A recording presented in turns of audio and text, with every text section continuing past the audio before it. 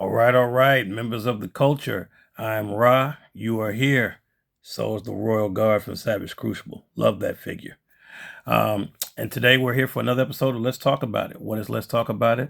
Let's Talk About It is the review segment where I take a figure, talk about it, rate it, let you know if I think it's worth your money or not, and then you in the comment section down below let me know what you thought of the review and what you might want to see next. So with that understanding out of the way, with your permission, let's do this. Who do we have coming to the stage? Dun, da, da, da. Uh-oh. It is Batman from Hush 2. I did not have the original Batman Hush, but I do have the one from Hush 2, a hot figure. A lot of people are scrambling to get, as they are doing all of Todd McFarlane's figures right now, because I know y'all are out there scalping. And I want y'all to cut that mess out. Stop all that scalping, man. Let people get these figures and enjoy them. But I'm not going to get on my soapbox about that. We're here to review this figure and talk about it. So let's go ahead and get to it. So you guys know whenever I talk about packaging, the first thing I cover is the artwork. I think this artwork looks really, really cool. That is a cool visual of Batman gliding, grabbing his cape and doing everything fly through the city. That is really dope. It is, other than that, it is your regular packaging Batman Hush 2 big window box that shows everything that you get with him, which, you know, I can go ahead and tell you now is a couple of, he has those open Batarang hands, but he has a couple of fists and a couple of Batarangs. Looks like a collectible stand back there. Collectible card and the DC stand. But that's Batman. So for what it is, you know, let's be honest. He's not going to reinvent the wheel on that.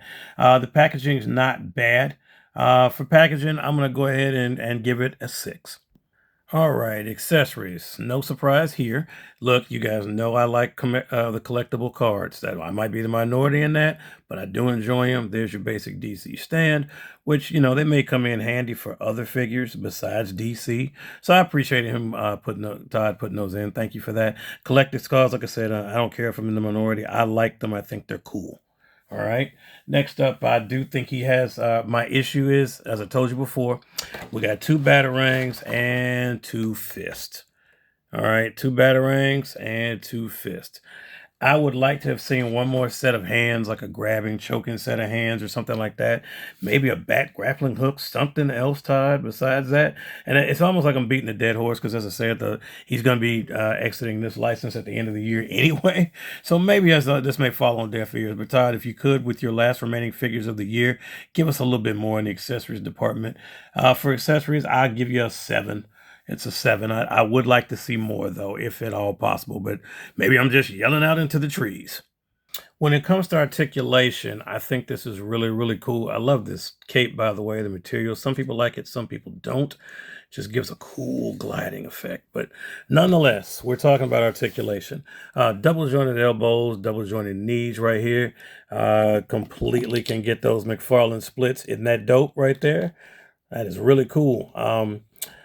I really do think that the articulation on this is some of the best. This particular buck does well at conveying what it needs to. Really, really cool. I mean, nothing. I mean, like waist twist right here and ab crunch together. Great range of motion on the body, right? Fantastic. I'll give him that. My only drawback, as I said, the only drawback to this figure. Sorry, Royal Guard, it's not about you anyway. Let me sit him back there. He's jealous. Chill, man. This ain't your review, okay? You've had your review. Why don't you, kick it back there. All right, my only real negative thing is this head, right? It's the head and neck piece are one. I definitely prefer when it's separate. Now, is the range of motion on it terrible? No, you can get some good tilt. He can't look up too much right here. He can look down a bit, not quite a bit, so I'll give him that. But that's about it. I wish they were not one piece. I'm not a fan of the head sculpt where this is one piece and not separate. I like the head and neck to be 2 separate pieces.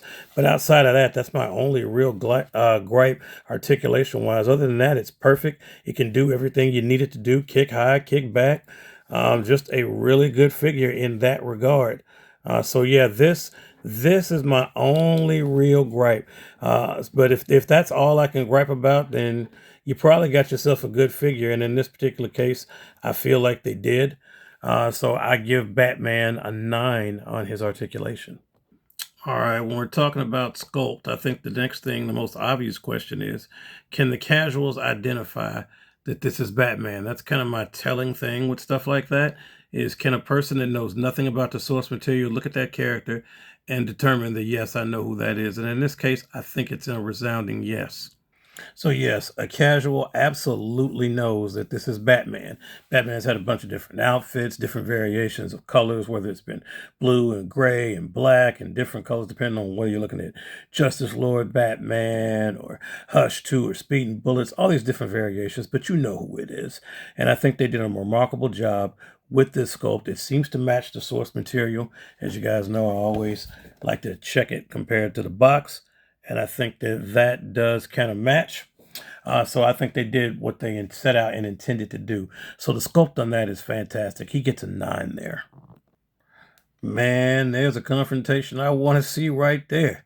I think that would be really, really good. But I digress. Last thing to talk about is the price. For what you get, despite my gripings about the accessories and the packaging, being honest with you, this is still a knockdown, drag out figure.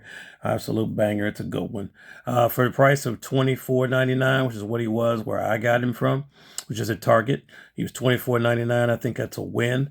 I give Batman at that price a 9. Averaging out, his total is an average of 8.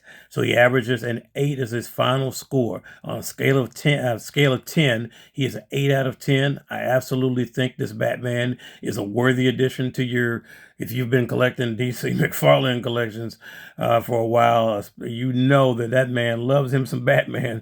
So you should have plenty of Batmans available. So I hesitate to say this, but yes, it's a worthy addition to your however many Batmans you have at this point. I think I've got like 10, but there's probably 50 or 60 knowing Todd in the time he's had that license. And I'm thinking he's still going to drop yet more Batman. In the words of my co-host Des Bull, yay, more Batman.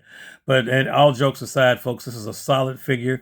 I do think it's a worthy purchase. 8 out of 10, definitely worth your money. But that's my opinion. You know, what do you think of the review? Let me know in the comments down below. And let me know what you might want to see next. So, folks, thank you so much for your time today. And until we meet again, please continue to stay tuned. Please continue to stay collecting. And for Batman, who is about to undoubtedly get into it with the Royal Guard, please continue to stay great. I will see you all on the next one.